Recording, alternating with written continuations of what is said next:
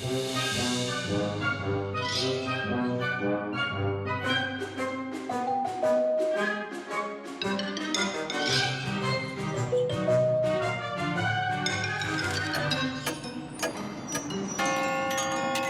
contes fantastiques de Macha. Ouh, je vais vraiment vous terrifier aujourd'hui. C'est l'histoire effrayante d'un petit garçon qui avait vraiment peur. Très très peur. Écoutez-moi bien, je vais vous dire de quoi ce garçon avait peur. Bien plus que tout au monde. Une nuit très obscure dans sa chambre, Philia regardait un dessin animé effrayant à la télévision. Qu'est-ce que je m'ennuie! Philia soupirait en mangeant un gâteau avec du chocolat chaud. Quand soudain, au moment le plus angoissant du film, la porte de sa chambre se mit à grincer. Philia se retourna et vit alors, debout dans l'embrasure de la porte, ses parents. Oh, soupira Philia. Comment vous pouvez faire peur à votre fils alors qu'il avale un gâteau?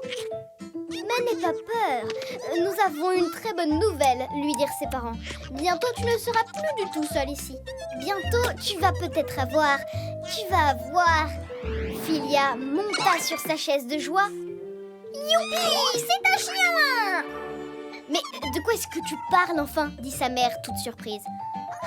Alors, vous avez ramené un petit chat à la maison? Non, il n'y a pas de chat. La bonne nouvelle dont on parle, c'est que tu vas avoir une petite sœur. À cet instant, Philia eut tellement peur qu'il faillit s'étouffer avec son gâteau. En fait, jusqu'alors, il n'y avait pas de petite sœur. Mais tout à coup, il y en avait une. C'est vraiment terrifiant. Alors, il pensait qu'il allait entendre des pas approcher de sa chambre. Et ce seraient ceux de sa petite sœur. Quelle petite fille terrifiante! Elle entra dans la chambre, regarda partout, réfléchit un peu et après un rire démoniaque, elle lui dit: mon cher grand frère, je m'installe ici, c'est à mon tour maintenant. Quel cauchemar! Alors Philia ne pouvait plus dormir. Partout, il voyait sa terrible petite sœur.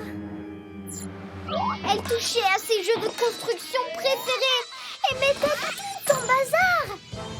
Elle peignait partout avec les couleurs préférées de Philia. Elle mangeait tous les gâteaux préférés de son frère, ceux avec les graines. Horrible! Mais encore pire que tout, les parents de Philia n'avaient plus besoin de lui. Conclusion, si cette terrible petite sœur pouvait manger les gâteaux, jouer avec ses jouets et utiliser sa peinture, pourquoi ses parents auraient-ils encore besoin de lui? Il s'assit alors sur un banc, sous la pluie battante, seul et abandonné de tous. Philia n'y tenait plus. Il éclata en sanglots et courut vers ses parents. Maman, papa, je vous en prie, me laissez pas. Vous avez besoin de moi. Ses parents eurent tellement peur que son père faillit s'étouffer avec son gâteau. Et sa mère lui dit: comment tu peux faire peur à ton père alors qu'il mange un gâteau? Mais Philia continua. Je ne veux pas d'une terrible petite sœur. Ce serait mieux d'avoir un chien plutôt. Ou bien alors, je sais pas, un chat. Ah, je comprends, fiston. Et vraiment, il le comprenait. Voyons ce qu'on peut bien faire. Un chien pourrait garder la maison et un chat attraperait les souris à la maison. Et les petites filles alors, elles mangent des gâteaux et regardent des dessins animés. Mais Philia protesta. Je regarde la télé car je m'ennuie. Et tous les enfants peuvent aussi être utiles. Bien, donne-moi un exemple. D'accord, par exemple, papa. Je mange des céréales que tu me donnes le matin. Comme ça, on ne gaspille pas. Oui, d'accord. Et sinon, quoi d'autre? Eh bien, j'aide aussi papa à faire des choses avec mon jeu de construction. Et ça aussi, il me semble que c'est très utile. Oui, c'est vrai, mon grand. Ses parents étaient d'accord. Mais les bébés sont aussi utiles. Alors, peut-être qu'une gentille petite fille... Bon, très bien, d'accord. dit Philia. Ou alors, je crois qu'il veut un petit frère. Un frère?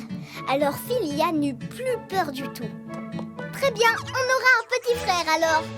Les frères, c'est beaucoup plus amusant. On ne s'ennuie pas quand on joue avec son frère. Ouais.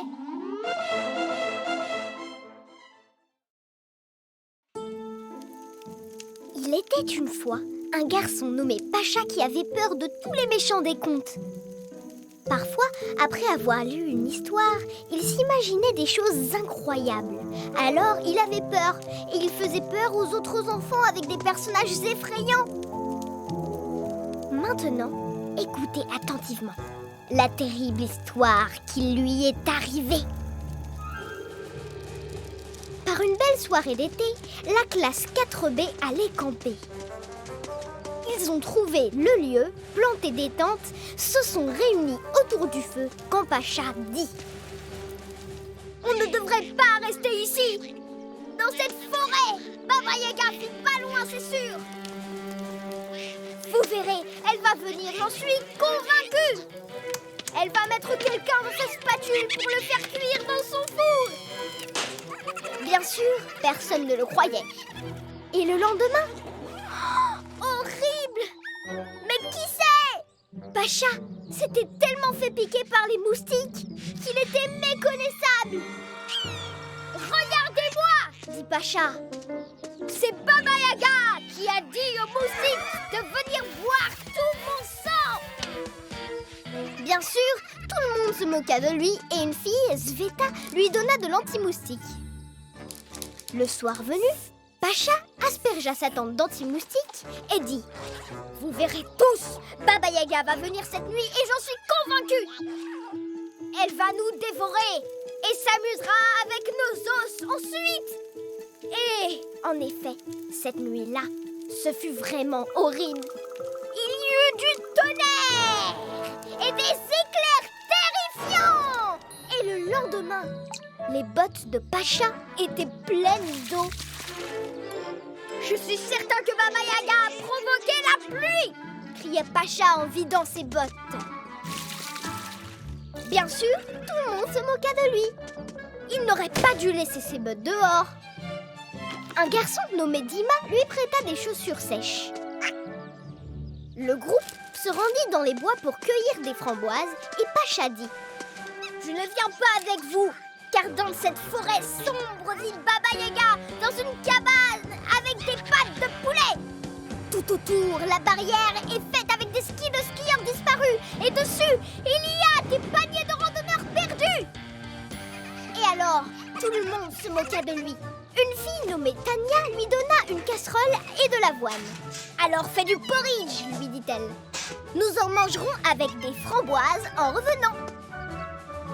Quand le groupe revint de la forêt avec les framboises, Pacha s'était endormi. Le porridge avait brûlé et les flammes s'étendaient, brûlant au passage l'herbe sèche en direction des tentes. Les enfants ont piétiné le feu et un des garçons réveilla Pacha et lui dit: pourquoi tu n'as pas surveillé le porridge sur le feu? Mais c'est pas moi, c'est Baba Yaga. Elle m'a ensorcelée pour qu'on ne puisse pas manger ses framboises. Elle arrive en volant dans un mortier.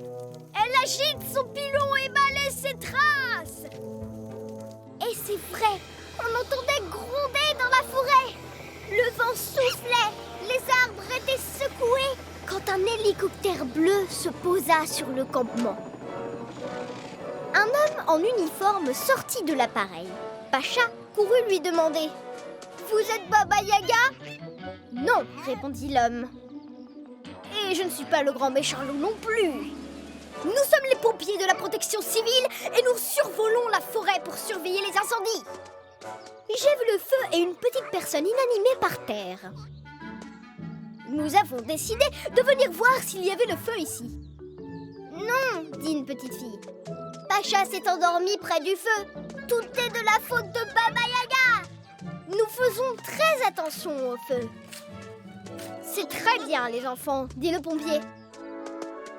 Voici pour vous de la glace et un film sur la prévention des incendies en forêt.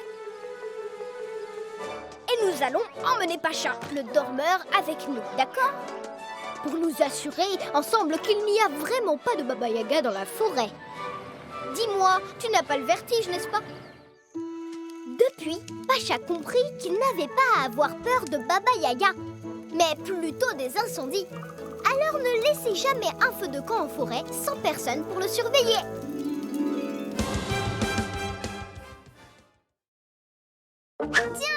Tiens.